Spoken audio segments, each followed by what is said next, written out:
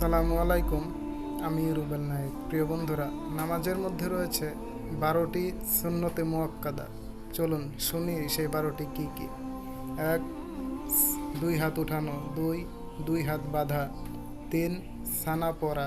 4. আউযু বিল্লাহ পড়া। 5. বিসমিল্লাহ পড়া। 6. সূরা ফাতিহার শেষে আমিন বলা। 7. রুকুর তাসবিহ বলা। 8. রুকু হইতে খাড়া হওয়ার সময় সামি আল্লাহ লিমান হামিদা রব্বানা লাকাল হামদ বলা।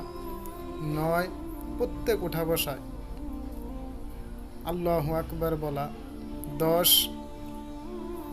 সেজদার তাসবিহ বলা। 11. দরুদ শরীফ বলা। 12. দুআয়ে মাসুরা বলা। এই হচ্ছে 12টি সুন্নতে মুয়াক্কাদা। সুতরাং আমাদের দেশে অনেকেই হাত বাঁধা নিয়ে সূরা ফাতিহার শেষে আমিন বলা নিয়ে তর্ক করে, এটা ঠিক না।